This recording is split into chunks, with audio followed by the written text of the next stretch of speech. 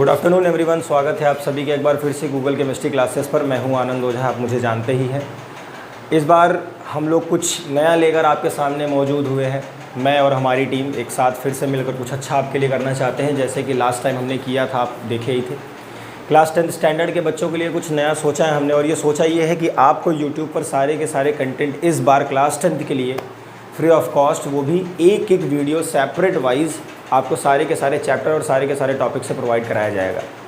ये Google chemistry सुनिश्चित करेगा, तय करेगा कि UP board English medium, UP board Hindi medium और साथ ही साथ सीबीएसई बोर्ड, आईसीएसई बोर्ड के सभी बच्चों के लिए ये क्लासेस होंगी। और सबसे खास बात इस क्लास की ये होगी मेरे भाइयों कि इस बार आपको सारी की सारी classes free of cost YouTube पर सेपरेट वाइज मिलेंगे। ध्यान दीजिएगा, सेपरेट सारे के सारे वीडियोज़ मिलेंगे। एक एक वीडियो को आपको अलग अलग से लेक्चर सीरीज़ बना के डाला जाएगा आपके यूट्यूब चैनल पर, जिससे कि आप आसानी से एक्सेस कर पाए और आसानी से पढ़ पाएँ। फिजिक्स, केमिस्ट्री, बायो, मैथमेटिक्स सभी के लिए अलग अलग से वीडियोस, हर एक टॉपिक का अलग अलग वीडियो बनेगा। इस बात का आप ध्यान रखिएगा। आपको परेशानी नहीं उठानी पड़ेगी, आपको सिर्फ और सिर्फ पढ़ना रहेगा। और ये सिर्फ और सिर्फ तय किया है किसने?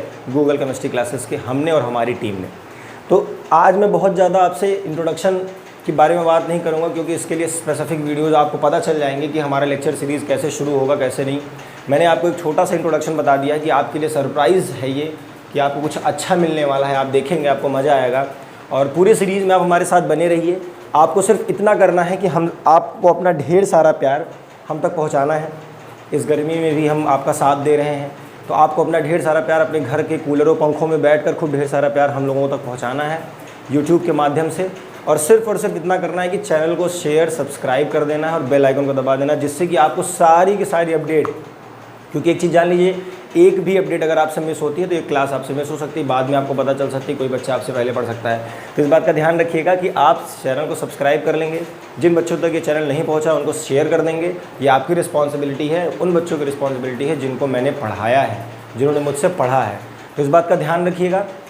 शुरू करते हैं आज का टॉपिक। सबसे पहले मैं आपको अपना नाम बता ही दिया है मैं आपको पढ़ाऊँगा फिज़िक्स और केमिस्ट्री, मैथ्स, बायो की फैकल्टी हमारे पास है ही, आप सारे टीचरों का नाम जानते ही हैं।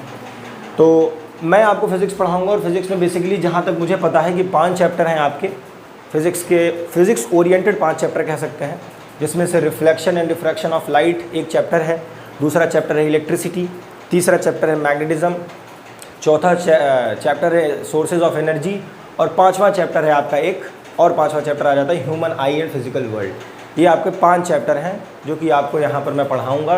इस प्लेटफॉर्म पे खड़े होकर बेहतरीन तरीके से पढ़ाऊँगा, और आपको मैंने लास्ट टाइम भी डिसअपॉइंट नहीं किया था, इस बार भी डिसअपॉइंट नहीं करूँगा। बेहतरीन तरीके से बेहतरीन कंटेंट प्रोवाइड कराऊँगी, ये मेरी जिम्मेदारी है। लास्ट टाइम जिन बच्चों ने मुझसे पढ़ा था उनको सारे के सारे क्वेश्चंस आप उनके पेपर में देखने को मिले थे। कोई बच्चा ये नहीं कह सकता कि सर हमको क्वेश्चंस आपके द्वारा दिए गए क्वेश्चन पेपर में नहीं मिले थे। जो मैंने क्वेश्चंस बताए थे, जैसे मैंने क्वेश्चन बताए थे, वैसे ही क्वेश्चन आपके पेपर में आए थे और वही क्वेश्चंस आए थे। ठीक है, तो इस चीज़ के लिए आपको निश्चिंत रहना है कि मैं जो पढ़ाऊंगा क्या वो पेपर में आएगा कि नहीं आएगा, इसके लिए टेंशन फ्री रहिए। आपको सिर्फ और सिर्फ क्या करना है, सिर्फ और सिर्फ आपको पढ़ना है और मन लगा के पढ़ना है। मैंने आपसे पहले ही कह दिया है कि गूगल केमिस्ट्री मात्र एक ऐसा क्लास होने वाला है, एक ऐसी सीरीज़ होने वाली है। ये जो सीरीज़ चलाएगा गूगल केमिस्ट्री, ये मात्र एक ऐसी सीरीज़ होने वाली है पूरी यूट्यूब चैनल पर, जहाँ पर आपको सेपरेटली एक एक वीडियो का अलग अलग से प्लेलिस्ट बनाकर डाला जाएगा, और आपको सारे के सारे वीडियोज़ वहाँ से मिलेंगे। इस बात का ध्यान रखिएगा, और वो भी free of cost. Her session के बाद, हर टॉपिक के बाद आपको लाइव क्लासेस भी मिलेंगे। इस बात का ध्यान रखिएगा। और जितनी डिटेल होंगी आपको जल्दी से ही समराइज़ करके बता दिया जाएगा 2 वीडियोज़ में। और भी कुछ सरप्राइजेज़ हैं आपके लिए, मैं सब नहीं बताऊँगा, मुझे बस थोड़ा सा ही बताना था, तो मैंने आपको बता दिया है। चलिए, समय नहीं बर्बाद करते हुए आपको मैं शुरू करता हूँ। आपका टॉपिक जो है आज का, reflection and refraction of light. ये पहला ही टॉपिक है आपके पेपर में जो जनरली सबसे ज़्यादा मार्जिन ले जाता है, इलेक्ट्रिसिटी और ये वाला पोर्शन। इस बात का आपको ध्यान रखना है। तो सबसे पहले मैं आपसे यही डिस्कस करना चाहूँगा कि रिफ्लेक्शन और रिफ्रैक्शन ऑफ लाइट को पढ़ने से पहले लाइट होती क्या है, इसके बारे में थोड़ा सा डिस्कस कर लेते हैं कि आखिर लाइट से आप क्या समझते हैं। जब कभी भी आपको रोशनी दिखती है, करंट लगता है, मतलब किसी भी तरीके से, आप कहते नहीं कि यार करंट लग गया, लाइट मार दिया है, ऐसे हम लोग अपने नॉर्मल भाषा में कह देते हैं। तो उसी लाइट के बारे में आपसे मुझे जानना है। उसी लाइट के सेंस का मतलब आप क्या समझते हो, रियलिटी में आप क्या समझते हो, उसके बारे में जानना है, और साथ ही साथ आपको बताना है। इस बात का ध्यान रखिएगा आप। मैं जानूंगा नहीं आपसे, मैं आपसे बस इतना ही जान पाऊंगा आपके कमेंट सेक्शन में कि आप लाइट से क्या समझते हैं। ये कमेंट सेक्शन में ज़रूर डाल दीजिएगा लेकिन मैं क्या लाइट से समझता हूँ, आपको मैं समझाना क्या चाहता हूँ, मैं आपको वीडियो के माध्यम से समझा रहा हूँ, वीडियो के थ्रू समझा रहा हूँ, इस बात का ध्यान रखिएगा। तो लाइट इज़ नथिंग बट एक इलेक्ट्रोमैग्नेटिक वेव है। अब इलेक्ट्रोमैग्नेटिक वेव वर्ड यूज़ कर दिया मैंने, आपको उसमें से कुछ लोगों को इलेक्ट्रोमैग्नेटिक वेव समझ में नहीं आएगा, तो जब मैं मैग्नेटिज्म पढ़ाऊंगा तो वहाँ पर भी इलेक्ट्रोमैग्नेटिक वेव को बहुत अच्छे से पढ़ाऊंगा। एक एक टर्म मैं यहाँ जो भी डिस्कस करूँगा, एक एक टर्म के बारे में डिटेल डिस्कशन करूँगा। आप एकदम निश्चिंत होकर आराम से पढ़िए। सिर्फ आपको यूट्यूब पे नाम डालना है, फलाना class light by Google chemistry classes, electricity by Google chemistry classes, ऐसे डाल देना और आ जाएगा आपका। ठीक है, तो अब शुरू करते हैं, जिसमें कि सबसे पहले लाइट के बारे में थोड़ा डिस्कस कर लेते हैं कि आखिर लाइट है क्या। तो एक पहले मैं हिंदी में आपको समझा देता हूँ, फिर उसके बाद फिर एक जनरलाइज वे में मैं डेफिनेशन बताऊँगा आपको। सबसे पहले तो एक बात आप ये जान लीजिए कि लाइट की कोई डेफिनेशन ही नहीं है। एग्जैक्टली लाइट का एग्जैक्ट डेफिनेशन कोई नहीं है। लाइट को इस्तेमाल किया जाता है, लाइट को सिर्फ समझा जाता है कि हर वो चीज़ जो कि हमको दिख रही है वो with the help of light दिख रही है। यानी लाइट कुछ और नहीं, एनर्जी है जो कि चीज़ों को विजिबल करने में हमारे लिए क्या करती है, मदद करती है, सहायक होती है। This is known as what, light. समझ में आ रहा होगा आपको। लाइट कुछ और नहीं है कि किसी भी चीज़ को आप विजिबल कर सकते हो, देख सकते हो। आपकी विजिबिलिटी क्लियर हो पाएगी कि नहीं, अगर मेरे सामने बैग रखा है, मेरे सामने बुक रखी है, अगर बुक को मैं देख पा रहा हूँ तो this is only due to the what, light. समझ में आ रहा होगा आपको। चलिए, तो लाइट का सीधा सीधा सेंस आपको समझ में आ रहा होगा कि लाइट का मतलब कुछ और नहीं, जो भी चीज़ हमको दिख जाए, जो भी किसी चीज़ की मदद से जो भी चीज़ हमको विजिबल हो जाए किसी भी चीज़ की मदद से, तो वो जो चीज़ है वो क्या है, वो लाइट है। इसके बारे में आपको ध्यान रखना है, बस दैट्स इट। तो ये हो गया लाइट के बारे में सिंपल से डेफिनेशन, जो नॉर्मल एक 10th स्टैंडर्ड के बच्चे को बेसिकली आना चाहिए मेरे ख्याल से, या आपको पता होना चाहिए कि what is light. Light is nothing but energy, is the form of energy which use to see as object। समझ पा रहे हैं? which is used to visualize objects, which is used to visualize objects। the exact definition is that, but there is no exact definition of light। first of all you have to understand this thing, there is no exact definition of light, because light is something, is the form of energy, and the form of energy has so many different forms of definition। understand? तो definition को exactly नहीं है light की, इस बात का ध्यान रखिएगा। लेकिन हाँ, लाइट को आपको बस इतना समझना है कि जो चीज़ हमको कुछ देखना हो, उस देखने के लिए जो रिस्पॉन्सिबल रोशनी, मतलब आप जिसको कह सकते हैं कि फैक्टर होगा, वो क्या होगा, उसकी विजिबिलिटी के लिए जो रिस्पॉन्सिबल फैक्टर होगा वो हमारे लिए क्या होगा, लाइट होगा। इस बात का आपको ध्यान रखना है। तो फिलहाल तो मैं आपको अपने नए अवतार में दिख चुका हूँ, ठीक है, और इस नए अवतार को आपको एक्सेप्ट करना पड़ेगा, क्योंकि अब यही सच है जो जैसा मैं आपके सामने खड़ा हूँ। आप लोगों में से कई लोग बच्चे जो मेरे पुराने स्टूडेंट होंगे, जो यूट्यूब पे मुझे देखे होंगे, वो सोच रहे होंगे कि सर आपने ये क्या कर दिया है, आपने तो अपना बाल बनवा दिया सर। तो बस ऐसे इसलिए बनवा दिया यार क्योंकि गर्मी बहुत लग रही थी। आप स्क्रीन पर भी देख ही पा रहे होंगे गर्मी कितनी ज़्यादा है, इस वजह से ही बनवा दिया था। चलिए, अब बात करते हैं कि लाइट को तो हमने समझ लिया सर। लाइट की कुछ सिर्फ फिनोमिनॉज को डिस्कस करता है। अभी मैं सब कुछ बताऊँगा आपको, इत्मीनान से, परेशान मत होइए। लाइट की कुछ फिनोमिनॉज को डिस्कस कर लेते हैं सर। तो लाइट की देखिए, मैं आपको ब्रॉडर वे में फिनोमिना समझा देता हूँ कि लाइट आखिर कौन कौन से फिनोमिना करती है। भाई लाइट कुछ दिखेगी ना, दिखाएगी अपना नेचर। जैसे कि मैंने कहा कि मुझे अगर सामने रखा हुआ बॉटल दिख रहा है तो उसके पीछे का कारण क्या है कि लाइट बल्ब से निकल रही है, बॉटल पर पड़ रही है और बॉटल से रिफ्लेक्ट होकर हमारी आंखों पर पड़ रहा है, इस वजह से बॉटल हमें दिख रहा है। समझ पा रहे हैं? तो आखिर ये रिफ्लेक्शन क्या है, यानी अगर हमको कोई चीज़ विजिबल हो रही है तो due to the reflection of light, यानी वो लाइट जा रही है उस चीज़ से टकरा रही है, टकरा के हमारे आँख पर इमेज बना रही है उस चीज़ का। तो उस रिफ्लेक्शन, यानी रिफ्लेक्शन क्या है, लाइट की एक फिनोमिना। इसी तरीके से अगर कोई चीज़, किसी चीज़ के अंदर लाइट जा रही है और पार कर जा रही है, एक ट्रांसपेरेंट मीडियम है जैसे वाटर है, ग्लास है, ट्रांसपेरेंट ग्लास है, उस पर लाइट पड़ रही है और पार करके उधर की तरफ हमको दिख रही है, दूसरे तरफ लाइट घुस के अंदर जाके पार करते हुए दिख रही है, तो हम क्या कह सकते हैं कि लाइट रिफ्रैक्ट कर रही है। समझते चलिएगा। तो लाइट रिफ्लेक्ट कर रही है, लाइट रिफ्रैक्ट कर रही है, these all are the phenomena of what, light. इसमें कोई समस्या ही नहीं होनी चाहिए, आप सबको समझ पा रहे हैं। साथ ही साथ अगर रिफ्लेक्शन और रिफ्रैक्शन आप समझ गए होंगे तो उसके अलावा भी बहुत फिनोमिनाज होते हैं। आपको 10th स्टैंडर्ड में वो नहीं पढ़ना है, आपको वो 12th स्टैंडर्ड में पढ़ना है, लेकिन फिर भी मैं आपको थोड़ा सा इंट्रोड्यूस कर दूं ताकि आप नॉर्मल बच्चों से ये जानते रहें। जो इस चैनल पर बच्चे पढ़ रहे हैं वो नॉर्मल बच्चों से ज़्यादा जाने, यही इस चैनल का क्या है, एक मोटो है कि आप यहाँ पर आएँ तो एक नॉर्मल बच्चे से थोड़ा सा इन्फॉर्मेशन एक्स्ट्रा लेकर जाएँ, थोड़ा सा नॉलेज एक्स्ट्रा लेकर जाएँ। ये चैनल का मोटो है, आप समझ लीजिए यहाँ पर। तो यहाँ पर मैं आपको बता देता हूँ कि लाइट सिर्फ और सिर्फ रिफ्लेक्शन या रिफ्रैक्शन रिप्रेजेंट नहीं करती है, लाइट के फिनोमिना और भी हैं, जैसे फॉर एग्जांपल इंटरफेरेंस। ये सारे फिनोमिना मैं धीरे धीरे एक एक लाइन में आपको डेफिनेशन भी बता दूंगा, आप समझ भी जाओगे। एक फिनोमिना होती है डिफ्रैक्शन और दूसरी फिनोमिना होती है पोलराइजेशन, यानी 3 फिनोमिना और होते हैं लाइट की, इंटरफेरेंस, डिफ्रैक्शन और पोलराइजेशन। ये 3 फिनोमिनाज भी होती हैं। यानी अभी तक आप सिर्फ 2 फिनोमिना पढ़ते थे, रिफ्लेक्शन और रिफ्रैक्शन। अब आप 5 फिनोमिना को जान गए हो, interference, reflection, refraction, interference, diffraction और पोलराइजेशन।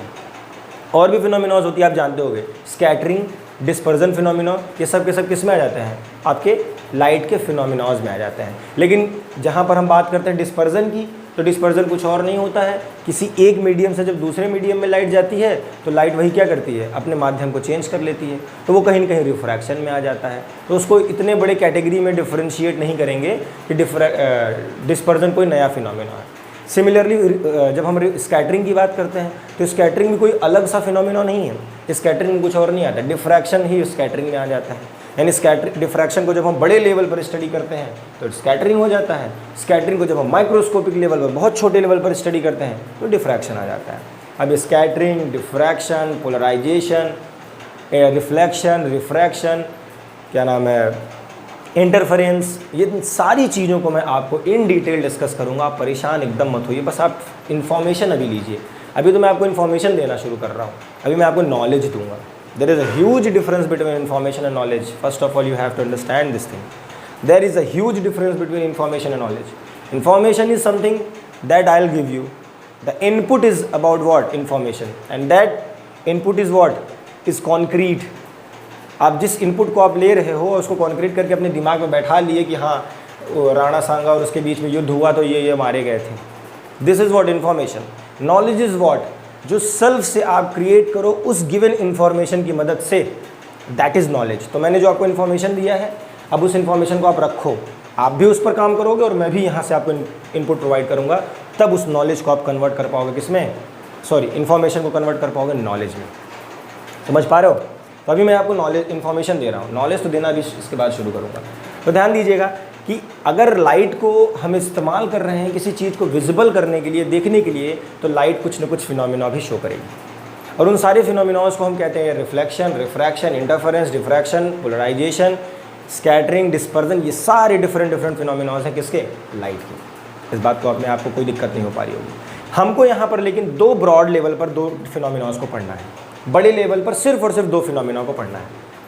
10th स्टैंडर्ड पे मैं सारे डेफिनेशन आपको बढ़ाऊंगा, समझाऊंगा भी सारे डेफिनेशन, एक एक जितना मैंने नाम लिया सबके डेफिनेशन लिखवाऊंगा। इस बात का आप ध्यान रखिएगा, आपको नॉर्मल बच्चे से ज़्यादा इन्फॉर्मेशन दूंगा, लेकिन हमको बड़े लेवल पर जो पढ़ना है, पूरे के पूरे चैप्टर को जिस टॉपिक पर ख़त्म करना है, वो आपके सिर्फ और सिर्फ 2 फिनोमिना है। पहला फिनोमिना आपका हो जाता है रिफ्लेक्शन और दूसरा फिनोमिना हो जाता है रिफ्रैक्शन ऑफ द लाइट। मेरी राइटिंग थोड़ी सी गड़बड़ हो सकती है, इसीलिए जब मैं बोर्ड पर लिखता हूँ तब भी बोल बोल कर लिखता हूँ। बच्चों इस बात का आप ध्यान रखिएगा।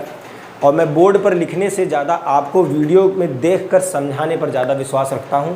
तो इस बात का ध्यान रखिएगा कि मैं आपको ज़्यादा से ज़्यादा लगभग 70% टॉपिक मैं आपको समझाऊँगा, ताकि आप ईयरफोन लगा के कभी भी खाली समय पर सुन के समझना चाहो तो आप उसको सुन सकते हो और समझ सकते हो। यही तो खास बात है लेक्चर्स की, जो कि डाउनलोडेड या फिर आप यूट्यूब लेक्चर्स, जो खास बात उनकी यही होती है कि जब आप किसी भी टॉपिक को पढ़ना चाहो, आपको नहीं लिखित मिल रहा है, लिखा हुआ नहीं मिला, तो आप उसको ईयरफोन लगा के आसानी से कभी भी एनी टाइम सुन सकते हो।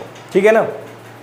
तो सबसे पहले जो फिनोमिना हम डिस्कस करने जाएंगे उसमें थोड़ा सा जो सबसे इम्पॉर्टेंट फिनोमिना होगा, जो सबसे शुरुआती का फिनोमिना होगा, वो होगा रिफ्लेक्शन। REFLECTION, reflection. ये सबसे प्यारा और सबसे ज़बरदस्त और सबसे स्टार्टिंग का फिनोमिना है किसके, लाइट का। जैसे मैंने कहा कि अगर मुझे मेरे सामने रखा हुआ दीवार, मतलब खड़ी हुई दीवार, या मेरे सामने मेरा रखा हुआ फ़ोन, मेरा चार्जर, मेरा लैपटॉप अगर मुझे दिख रहा है, तो this is only due to the reflection of light. Light निकल रही है बल्ब से, ट्यूबलाइट लैपटॉप पे पड़ रही है, और लैपटॉप से लाइट रोशनी रिफ्लेक्ट होकर हमारी आंखों में इमेज फॉर्मेशन कर रही है कि हाँ ये है लैपटॉप, ये इतने साइज़ का लैपटॉप मुझे दिख रहा है, दिस इज़ अ लैपटॉप। तो हम ये डिसाइड तब कर पा रहे हैं जब लाइट हमें ये विजुअलाइज करा रही है, तब लाइट हमें विजिबिलिटी प्रोवाइड कर रही है तब। तो ये विजिबिलिटी क्यों प्रोवाइड हो पा रही है, due to the reflection of light. इस बात का ध्यान रखिएगा।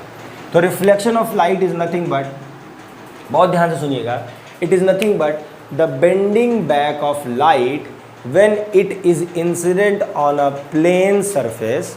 The bending back of light when it is incident on a plane surface in a same medium. Hope आपको समझ में आ रहा होगा. The bending back of light when it is incident on a plane surface within a single medium or same medium is known as what? Reflection of light. अब आप इस video को पीछे जाकर इस डेफिनेशन को समझ सकते हैं. मैंने लिखवाया क्यों नहीं यहाँ पे? क्योंकि जितनी देर में मैं लिखवाता उतनी देर में एक टॉपिक मैं आपको और समझाने वाला हूँ. इस बात का ध्यान रखिएगा. आप इसको अपने से भी लिख सकते हो, ठीक है ना. इसको आप अपने से भी लिख सकते हो, इसलिए मैंने 2 बार डेफिनेशन बोल दिया है. अब अगर रिफ्लेक्शन का बेंडिंग बैक है तो हमने यहाँ 2-3 वर्ड यूज़ किया है. एक है प्लेन सरफेस, एक दूसरा वर्ड यूज़ किया था इंसिडेंट लाइट, और तीसरा वर्ड यूज़ किया था बेंडिंग बैक ऑफ लाइट, यानी लाइट का बेंड कर जाना, या फिर कह सकते हैं बेंडिंग बैक एक अच्छा एग्जांपल, क्योंकि रिफ्लेक्शन यूज़ कर देंगे तो वर्ड ही रिफ्लेक्शन क्लियर हो जाएगा. और दूसरा जो बेंडिंग बैक ऑफ लाइट है इन अ सेम मीडियम. मीडियम क्या है? सेम है. मीडियम जो है, मीडियम क्या है? सिंगल मीडियम है, मीडियम वन ही है. इस फिनोमिना को हम कहते हैं रिफ्लेक्शन ऑफ लाइट. ठीक है. अब ध्यान क्या देना है आपको मेरे भाई? यहाँ पर ध्यान ये देना है कि जो प्लेन सरफेस होगा, जो प्लेन सरफेस हम कंसीडर कर रहे होंगे, उस प्लेन सरफेस में एक तरफ का जो सरफेस होगा वो पॉलिश्ड होगा. One side of the surface is polished. इस बात का ध्यान रखिएगा.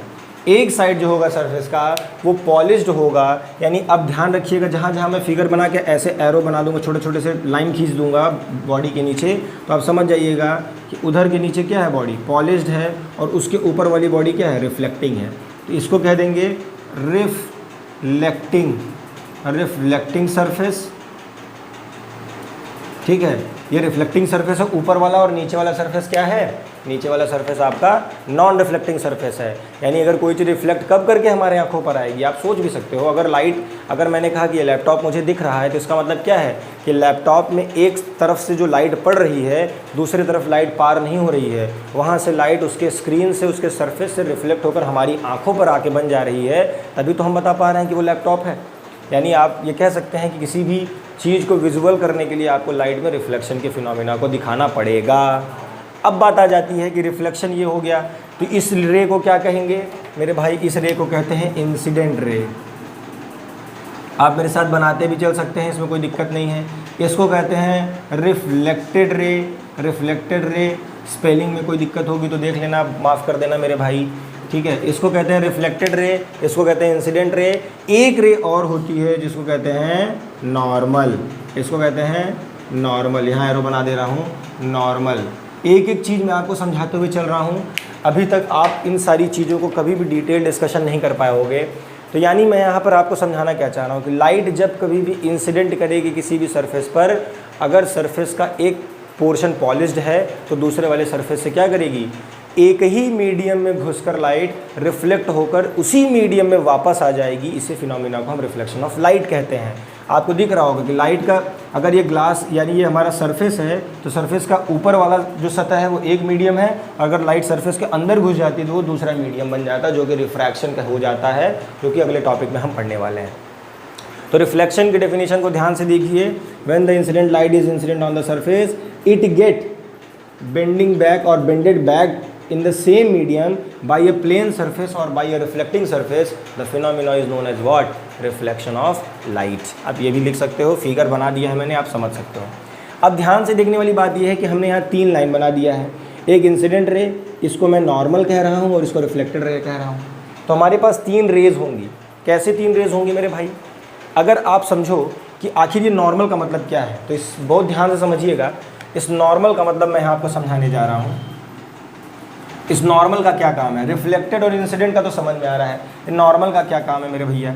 नॉर्मल का मतलब होता है, जब कभी भी आप फिजिक्स में नॉर्मल पढ़ोगे तो नॉर्मल का मतलब 90 डिग्री होता है. इस बात को आप कंठस्थ कर लीजिए, दिमाग में बैठा लीजिए. जब कभी भी आप फिजिक्स में या साइंस में नॉर्मल वर्ड सुनेंगे, ज़्यादातर बायो छोड़कर नॉर्मल वर्ड सुनेंगे, तो इस बात का ध्यान रखिएगा. मैथ्स में भी अगर नॉर्मल वर्ड सुनेंगे तो आप ये समझ जाइएगा कि वहाँ पर लाइट क्या हो रही है, या सॉरी वहाँ पर लाइन जो हम ड्रॉ करेंगे या जो प्लेन ड्रॉ करेंगे वो किसी प्लेन या किसी लाइन पर क्या है, परपेंडिकुलर ड्रॉ हो रहा है। इस बात का ध्यान रखेंगे आप, इस बात का इल्म होना चाहिए आपको। तो ये जो नॉर्मल रे है ये क्या कर रही है, 90 डिग्री का एंगल बना रही है इस रिफ्लेक्टिंग सरफेस के साथ। तो आप कहोगे सर इसकी ज़रूरत क्या है, तो इसकी ज़रूरत इसलिए है क्योंकि अगर इस इंसिडेंट रे को, ध्यान से सुनिएगा, अगर इस इंसिडेंट रे को इस नॉर्मल वाली रे पर मैं उठाकर रख दूंगा तो हमको क्या देखने को मिलेगा, हमको देखने को मिलेगा कि इस नॉर्मल रे से जा रही सीधी वाली रे 101% अपने पाथ को रिट्रेस करते हुए सेम मीडियम में अपने ही पाथ को रिट्रेस करके वापस हो जाएगी। इसी फिनोमिना को क्या कहते हैं, रिवर्सिबिलिटी ऑफ लाइट भी कहते हैं। अब सब कुछ समझेंगे आप धीरे धीरे। यानी अगर मैं इस रिफ्लेक्टेड इंसिडेंट एंगल को ऐसे एंगल ना बनाकर उठाकर इस नॉर्मल पर ही ड्रॉ कर दूं, यानी नॉर्मल के ऊपर से ही इंसिडेंट करा दूं, तो रिफ्लेक्टेड और इंसिडेंट रे के बीच में 0 डिग्री का एंगल बनेगा। इस बात का आपको पता होना चाहिए। कैसे बनेगा ये मैं अभी आपको समझाऊंगा, आराम से समझिएगा, ठीक है। यानी अगर इंसिडेंट रे को मैं नॉर्मल पर रख दूंगा तो जैसे रे जिस डायरेक्शन में जाएगी 100% उसी डायरेक्शन में अपने पाथ को क्या कर लेगी, रिट्रेस कर लेगी। समझ पा रहे हैं, अपने पाथ को रिवर्स बैक कर लेगी सेम पाथ में, सेम रास्ते से। तो इसका मतलब ये हो गया कि अगर अब इस लाइन के इधर किसी भी एंगल पर मैं लाइट को लेता हूँ जो कि प्लेन से और नॉर्मल के बीच में होगा, किसी भी एंगल पर लाइट को इंसिडेंट कराता हूँ तो जो रिफ्लेक्टेड लाइट होगी वो कुछ एंगल बनाकर बाहर की ओर जाएगी, लेकिन अगर मैं नॉर्मल पर इंसिडेंट को डाल देता हूँ तो हमारे पास नॉर्मल और रिफ्लेक्टेड के बीच में कोई भी एंगल देखने को नहीं मिलेगा। समझ पा रहे हैं। यानी अगर हमको एंगल का डिफरेंस पता करना है, दो लाइट के बीच में एंगल, रिफ्लेक्टेड और इंसिडेंट के बीच में एंगल निकालना है, जानना है, तो हमको क्या करना पड़ेगा, नॉर्मल और प्लेन जो सरफेस है उसके बीच में इंसिडेंट और रिफ्लेक्टेड रे को डालना पड़ेगा, उसके बीच में इंसिडेंट और रिफ्लेक्टेड रे को देखना पड़ेगा। कोई दिक्कत है इस बात में? कोई दिक्कत नहीं है। तो why we are using normal ray, तो नॉर्मल रे को यूज़ इसलिए किया जा रहा है ताकि आप इस नॉर्मल रे और इस प्लेन के बीच में जो भी रे को इंसिडेंट कराओ, जो भी लाइट को इंसिडेंट कराओ, उसको किस एंगल पर इंसिडेंट करा पा रहे हो और उस एंगल पर कितना डिग्री का रिफ्लेक्शन मिल रहा है, ये पता करने के लिए हमने क्या किया, नॉर्मल और प्लेन पर लाइट को इंसिडेंट कराया। क्योंकि प्लेन पर तो लाइट को इंसिडेंट करना है और नॉर्मल पर एक बड़ा ही अनोखा फिनोमिना दिख रहा है कि नॉर्मल पर जैसे ही हमने इंसिडेंट रे को डाला, लाइट अपने पाथ को रिट्रेस कर ले रही है। यानी इंसिडेंट रे और रिफ्लेक्टेड रे के बीच में कोई अंतर ही नहीं समझ में आ रहा है।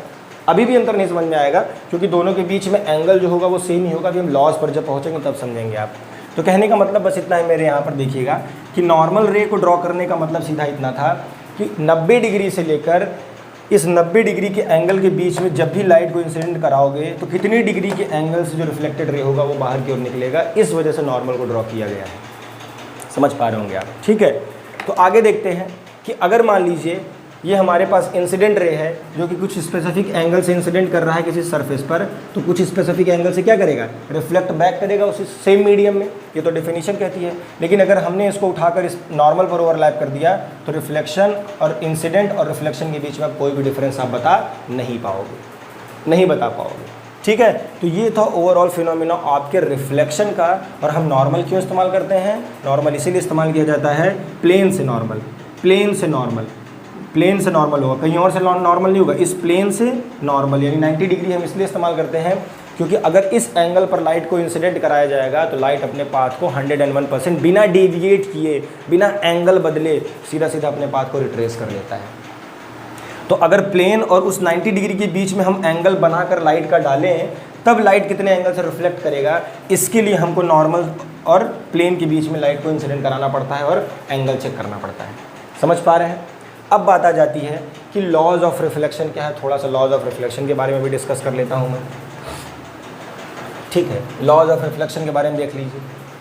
अगर मैं आपसे कहूँ कि लॉज ऑफ रिफ्लेक्शन क्या होता है, जो कि बहुत इंपॉर्टेंट है, बहुत ही ज़्यादा इंपॉर्टेंट है, ठीक है। आप बहुत आराम से पढ़िएगा, हड़बड़ाना नहीं है। मैं इसीलिए एक टॉपिक समझा रहा हूँ।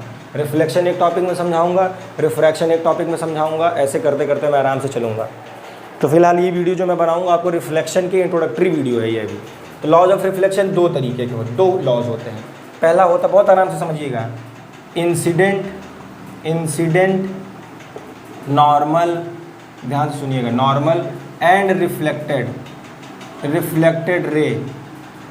All lie on same point, lie on same point and on same plane. Same point पर और सेम प्लेन पर ही लाई करते हैं आपके सभी के सभी कौन, इंसिडेंट रे, नॉर्मल रे और रिफ्लेक्टेड रे। इंसिडेंट, नॉर्मल और रिफ्लेक्टेड, ये तीनों जो होते हैं वो सभी के सभी लाई करते हैं एक ही पॉइंट पर, एक ही फिगर में देखते रहिए, एक ही पॉइंट पर, एक ही प्लेन पर, एक ही प्लेन पर, एक ही पॉइंट पर लाई करते हैं ये और ये रेज। ये पहला लॉ कहता है किसका, रिफ्लेक्शन का पहला लॉ।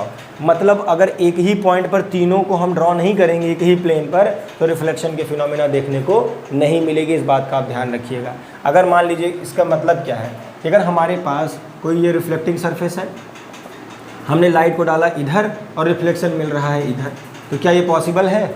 नहीं पॉसिबल है, नहीं पॉसिबल है। और अगर नहीं पॉसिबल है, क्यों नहीं पॉसिबल है? क्योंकि ये लॉ को फॉलो नहीं करता, किसके, रिफ्लेक्शन के लॉ को फॉलो नहीं करता है। इसलिए क्योंकि एक ही पॉइंट पर और एक ही प्लेन पर होना चाहिए था, जबकि एक पॉइंट पर इंसिडेंट नहीं हो रहा है। इस वजह से ये क्या होगा, इंसिडेंट, वो ये जो फिनोमिना होगी, इस फिनोमिना को हम रिफ्लेक्शन ऑफ लाइट नहीं कहेंगे, इसमें कोई दिक्कत नहीं है। अब बात आ जाती है कि ये इंसिडेंट, दूसरा लॉ क्या है मेरे भैया? दूसरा लॉ कहता है कि angle of incidence angle of reflection के बराबर होगा। अभी एंगल ऑफ इंसिडेंस क्या है और एंगल ऑफ रिफ्लेक्शन क्या है, इसको समझ लीजिए। तो जो एंगल ऑफ इंसिडेंस है, ध्यान दीजिएगा, एंगल जो भी हम बनाएंगे, मैंने कहा ना कि नॉर्मल का मेन काम क्या है कि एंगल ऑफ इंसिडेंस और एंगल ऑफ रिफ्लेक्शन बनाना, यानी कितने एंगल से इंसिडेंट लाइट को डाल रहे हो और कितने एंगल से रिफ्लेक्टेड लाइट को निकाल रहे हो, उसका मेजरमेंट के लिए, उसके मेजरमेंट के लिए हमने इस्तेमाल किया है किसका, नॉर्मल रे का। तो हमेशा याद रखिएगा कि जो भी एंगल ड्रॉ करते हैं, जो भी एंगल ड्रॉ करते हैं किसके लिए, इंसिडेंट के लिए या रिफ्लेक्टेड लाइट के लिए, वो हमेशा नॉर्मल से मेज़र करते हैं। तो जब नॉर्मल से मेज़र करेंगे तो एंगल ऑफ इंसिडेंस ये हो जाएगा, और जब नॉर्मल से मेज़र करेंगे तो एंगल ऑफ रिफ्लेक्शन ये हो जाएगा। इसका मतलब जितने ही पॉइंट से लाइट इंसिडेंट कर रही है, जितने एंगल को बनाकर, उतने ही एंगल से लाइट रिफ्लेक्ट भी कर जाएगी। यही कहता है क्या, सेकंड लॉ ऑफ रिफ्लेक्शन। यानी नॉर्मल एग्जैक्टली इंसिडेंट और किसको, रिफ्लेक्टेड रे को दो इक्वल हाफ में डिवाइड कर रहा है, आप ये कह सकते हैं। यानी अगर एग्जैक्टली हमको इंसिडेंट और रिफ्लेक्टेड के बीच में एंगल देखना हो, तो इस कंप्लीट एंगल को ये नॉर्मल जो है वो दो इक्वल हाफ में डिवाइड कर रहा है। इस वजह से एंगल ऑफ इंसिडेंट और एंगल ऑफ रिफ्लेक्शन आपस में क्या होते हैं, बराबर होते हैं। इस बात का ध्यान रखिएगा, इसमें कोई समस्या नहीं होनी चाहिए। अब आ जाते हैं कि एंगल ऑफ इंसिडेंस और एंगल ऑफ रिफ्लेक्शन, ये तो लॉज हो गए, दो लॉज हो गए। अब इसके बाद कोई तीसरा लॉ है, तो तीसरा कोई लॉ नहीं है रिफ्लेक्शन का। अगर कोई बताता है तो वो गलत बता रहा है, उसको छोड़ दीजिएगा। दो ही लॉज हैं रिफ्लेक्शन के, आपको बस इतना ही जानना है। पूरा का पूरा एक जो इंट्रोडक्शन है आपका किसका, आपका जो इंट्रोडक्शन है रिफ्लेक्शन का, उसके बारे में मैंने यहाँ पर आपको जिक्र कर दिया है। लाइट क्या है उसके बारे में जिक्र कर दिया, लाइट के फिनोमिना रिफ्लेक्शन क्या है उसके बारे में कंप्लीट डिस्कशन मैंने आपको यहाँ कर दिया है। अब इसके बाद सिर्फ और सिर्फ एक चीज़ बचती है कि रिफ्लेक्शन में इमेज फॉर्मेशन, जो कि आपको नेक्स्ट वीडियो में इमेज फॉर्मेशन एक अलग से ही मैं वीडियो बनाकर डालूंगा, जहां पर आपको मैं इमेज फॉर्मेशन, अभी तो आपको मैंने प्लेन सरफेस पढ़ाया है, प्लेन सरफेस पढ़ाया है, वहां पर सरफेस कैसे हो जाएंगे, स्फेरिकल हो जाएंगे, बदल जाएंगे। अगर आपने अपनी किताब को देखा होगा तो आप वहाँ पर स्फेरिकल सरफेस को देख पाए होंगे। स्फेरिकल सरफेस में आपने देखा होगा कॉनकेव सरफेस, कॉन्वेक्स सरफेस, ऐसे सरफेसेस का नाम देखा होगा, सुना होगा कभी किसी से। अगर नहीं सुना होगा तो हम यहाँ अच्छे से आपको समझाएंगे, सुनाएंगे, ध्यान रखिएगा। अभी बार बार ये जो मैं प्लेन सरफेस कर रहा था, अब जब हम आगे बढ़ेंगे तो यहाँ प्लेन सरफेस जैसी कोई चीज़ नहीं आएगी। अब बढ़ेंगे हम किसमें, स्फेरिकल सरफेस में बढ़ेंगे। इस स्फेयर के किसी हिस्से को काट कर उसको कॉन्वेक्स और कॉनकेव मिरर बनाया जाएगा। तब वहाँ पर जो फिनोमिना पढ़ेंगे रिफ्लेक्शन की, वो फिनोमिना वहाँ पर जब पढ़ेंगे तब मैं आपको इमेज फॉर्मेशन पढ़ाऊँगा, और वो मोस्ट इंपॉर्टेंट टॉपिक है आपके पहले क्लास से लेकर आपके आखिरी क्लास तक, जब तक आपका पेपर नहीं हो जाता। उसको आपको पकड़ के चलना है, छोड़ के नहीं चलना है, ये बात का ध्यान रखना है। तो आपके एक टॉपिक में, यानी एक वीडियो में मैंने आपको रिफ्लेक्शन का मतलब समझा दिया, लॉज ऑफ रिफ्लेक्शन समझा दिया। अगले टॉपिक में मैं आपको image formation by spherical mirror समझाऊंगा, वो भी बहुत ही अच्छे तरीके से, आराम से। तो लगभग आप ये मान सकते हो कि 2 लेक्चर में मैं आपका रिफ्लेक्शन खत्म करूंगा, इसी तरीके से 2 से 3 लेक्चर में आपका रिफ्रैक्शन खत्म करूंगा। आराम से पढ़ेंगे, पूरी सीरीज़ आपको प्रोवाइड करानी है यार, पूरी सीरीज़, समझ रहे हो, पूरी टीम एकदम पागलों की तरह मेहनत कर रही है आपके पीछे। गर्मी में इतनी बुरी स्थिति है लोगों की, लेकिन उसके बाद भी हम लोग मेहनत इसीलिए कर रहे हैं ताकि आपको आराम मिले, आप आराम से पढ़ें। तो उस आराम के लिए आपको हम धीरे धीरे चीज़ें प्रोवाइड करेंगे ताकि आपके आराम में दिक्कत ना आए, आपके आराम में कोई दखल ना दे। ठीक है, तो मिलते हैं नेक्स्ट वीडियो के साथ। स्फेरिकल मिरर के बारे में थोड़ा डिस्कस करूंगा मैं, वहाँ पर प्लेन सरफेस को छोड़ के स्फेरिकल सरफेस पर जाऊंगा और फिर से मैं आपको वहाँ पर इमेज फॉर्मेशन सिखाऊंगा। तो ठीक है, फिर से बहुत सारा प्यार बनाए रहिए गूगल केमिस्ट्री क्लासेस के लिए, और ज़्यादा से ज़्यादा लोगों को ये सारी वीडियोस भेजिए, क्योंकि ऐसी जो सीरीज़ चलने वाली है ना, अब तक कभी नहीं चली होगी। ये सिर्फ और सिर्फ गूगल केमिस्ट्री क्लासेस ही आपको प्रोवाइड करा पाएगा, एक एक टॉपिक को अलग अलग तरीके से प्लेलिस्ट में बना के डाल के, वो भी फ्री ऑफ कॉस्ट। और भी सारे सरप्राइजेज हैं जो कि हमारे सर आपको प्रोवाइड कराएंगे, बताएंगे आप लोगों के लिए। कुछ और भी डिसाइड किया उन्होंने, तो आप बस इतना ही करिए कि ज़्यादातर लोगों को ये जहाँ तक नहीं पहुँचा है, इस वीडियो को, पहले लेक्चर को अगर आप समझ पाए हों तो इसको पहुँचा दीजिए ताकि लोगों को लगे कि हाँ यार आना चाहिए। तो फिर मिलते हैं नेक्स्ट वीडियो में। Thank you so much, bye bye.